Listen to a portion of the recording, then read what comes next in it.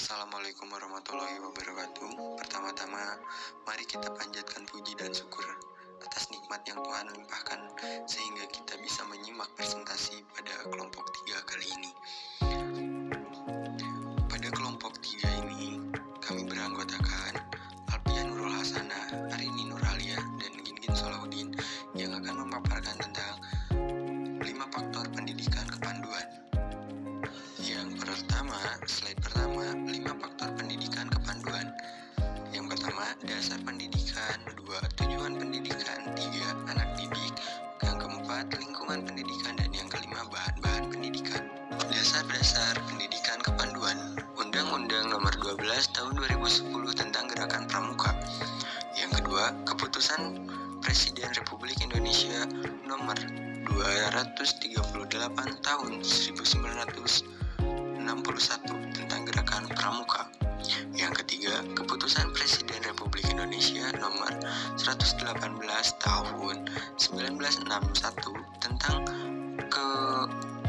keganugerahan Panji kepada Gerakan Pendidikan Kepanduan Panji Muda Karana. Yang keempat, Keputusan Presiden Republik Indonesia Nomor 24 Tahun 2009 tentang pengesahan anggaran dasar Gerakan Pramuka. Yang kelima, Keputusan Khawatir Nasional Gerakan Pramuka Nomor 203 Tahun 2009 tentang anggaran rumah tangga Gerakan Pramuka. Tujuan pendidikan kepanduan. Tujuan yang tercantum dalam Undang-Undang Dasar Republik Indonesia Nomor 12 Tahun 2010 tentang Gerakan Pramuka. Memiliki kepribadian yang beriman, bertakwa, berakhlak mulia, berjiwa patriotik, taat hukum, disiplin, menjunjung tinggi nilai-nilai luhur bangsa, kekecapan hidup, sehat jasmani dan sehat rohani, serta kepedulian terhadap lingkungan hidup. Menjadi warga negara yang berjiwa Pancasila, setia dan patuh kepada NKRI, serta menjadi anggota masyarakat yang baik dan berguna, yang dapat membangun diri sendiri secara mandiri, secara bersama-sama bertanggung jawab atas pembangunan bangsa dan negara, memiliki kepedulian terhadap sesama makhluk hidup dan alam lingkungan. Tujuan pendidikan.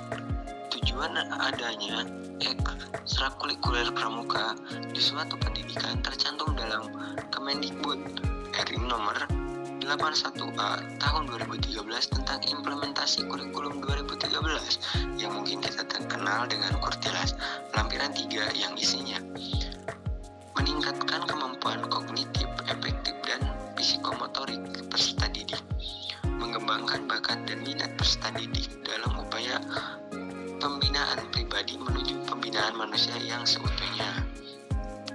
Apa itu pendidikan? Pendidikan adalah pembelajaran, pengetahuan, keterampilan, dan kebiasaan sekelompok orang yang diturunkan dari suatu generasi ke generasi berikutnya melalui pelajaran, pelatihan, atau penelitian. 4 studi tumpuan pendidikan. Yang pertama, belajar mengetahui, learning to know, untuk memiliki pengetahuan umum cukup luas dan untuk dapat bekerja secara mendalam dan beberapa hal. Belajar berbuat, learning to do, bukan hanya untuk memperoleh kecakapan, keterampilan kerja, melainkan juga memilih keterampilan hidup yang luas, termasuk hubungan antar pribadi dan hubungan antar kelompok. Apa itu kepanduan? Kepanduan diambil dari kata pandu. Kepanduan artinya adalah gerakan pandu, sedangkan pandu sendiri menurut KBBI ialah petunjuk jalan, perintis jalan, perkumpulan pemuda yang berpakaian seragam khusus, bertujuan mendidik anggota supaya menjadi orang yang berjiwa kesatria, gagah berani, dan suka menolong sesama makhluk.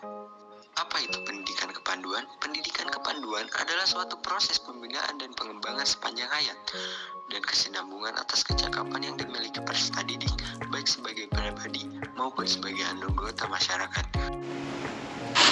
3. Anak didik. Anak didik yaitu peserta didik yang terdapat dalam proses pendidikan. Dalam pramuka ada beberapa golongan anak didik yakni 1. Siaga. Sebutan kelompok untuk tingkat siaga ialah barung. Penggalang. Sebutan kelompok untuk tingkat penggalang ialah regu. Selanjutnya ada penegak. Sebutan kelompok untuk tingkat penegak ialah sangga.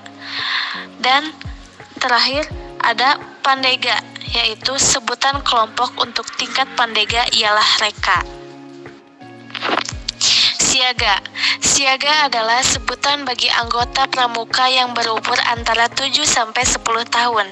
Disebut pramuka siaga karena sesuai dengan kiasan masa perjuangan bangsa Indonesia, menyiagakan dirinya untuk mencapai kemerdekaan dengan berdirinya Budi Utomo pada tahun 1908 sebagai tonggak awal perjuangan bangsa Indonesia.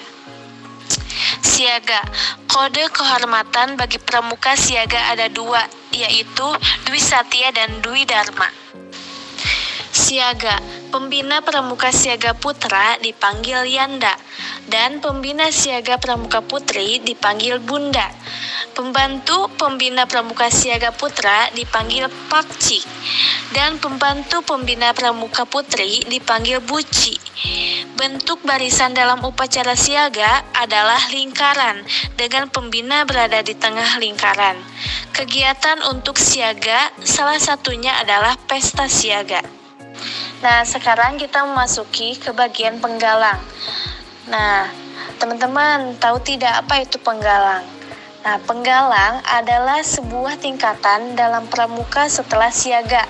Biasanya, anggota pramuka tingkat penggalang berusia dari 11 sampai 15 tahun. Kode kehormatan penggalang. Kode kehormatan untuk pramuka penggalang terdiri atas Trisatya dan Dasadharma. Tingkatan dalam penggalang. Yang pertama ada penggalang ramu, yang kedua ada penggalang rakit, dan yang ketiga ada penggalang terap. Selanjutnya penegak. Pramuka penegak adalah anggota muda gerakan pramuka yang berusia 16-20 tahun. Jika dilihat secara umum, usia tersebut disebut masa sosial atau disebut juga dengan masa remaja awal, yaitu masa pencarian jati diri. Penegak dianggap sudah berani meluaskan sayap-sayapnya sendiri, membuka lingkaran dunianya lebar-lebar, serta mandiri. Maka dari itu, bentuk upacara pembukaan dan penutupan latihan penegak ialah berupa barisan yang terbuka. Kode kehormatan pramuka penegak adalah Trisatya dan Dasadharma. Dan seperti golongan anak didik lainnya, penegak juga memiliki tingkatan, yaitu yang pertama penegak bantara dan yang kedua adalah penegak laksana. Setelah golongan yang pertama siaga, penggalang, penegak, dan yang terakhir adalah pandega. Pandega adalah golongan pramuka setelah penegak. Anggota pramuka yang termasuk dalam golongan ini adalah yang berusia dari 21 tahun sampai dengan 25 tahun. Pramuka pandega memiliki jenis kegiatan yang sama dan dilakukan bersama-sama dengan pramuka penegak. Lalu untuk tingkatan pandega di sini hanya 1. Selanjutnya, kebutuhan dan aspirasi peserta didik dalam diri. Yang pertama, adanya tempat dan kesempatan yang menyenangkan. Yang kedua, pengembangan bakat, minat, kemampuan, dan kecakapan. Yang ketiga, memperoleh kebebasan berpikir, berpendapat, dan berprestasi. Yang keempat, meraih cita-cita, meningkatkan kreativitas, dan inovasi. Yang kelima, memperoleh pembinaan, bimbingan, dan kasih sayang dari orang dewasa, orang tua, dan masyarakat. Yang keenam, cipta, rasa, karsa, dan karya. Yang ketujuh, hasrat hidup, berjasa. Next, lingkungan pendidikan kepanduan. Lingkungan pendidikan adalah tempat berlangsungnya proses pendidikan mulai dari keluarga, sekolah, dan masyarakat. Lingkungan pendidikan kepramukaan sama halnya dengan lingkungan pendidikan seperti pada mestinya. Nah, pendidikan kepramukaan juga dapat dilakukan di dalam keluarga, lingkungan sekolah, maupun lingkungan masyarakat. Tetapi di kegiatan kepramukaan, kita lebih sering berada di luar kelas. Selain memperhatikan kebutuhan, aspirasi, dan lingkungan pendidikan kepanduan, yang harus diperhatikan selanjutnya adalah bahan pendidikan kepanduan. Apa yang dimaksud dengan bahan pendidikan kepanduan? Bahan pendidikan adalah segala bentuk bahan yang digunakan untuk membantu guru atau instruktur dalam melaksanakan kegiatan belajar mengajar. Penggunaan bahan ajar dalam pembelajaran kepanduan juga sangat mendukung untuk pencapaian keberhasilan guru atau kakak pembina dalam mengajar.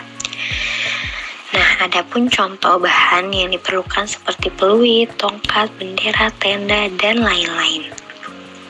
Terima kasih kepada semuanya yang sudah menyimak. Sekian dari kelompok kami. Assalamualaikum warahmatullahi wabarakatuh.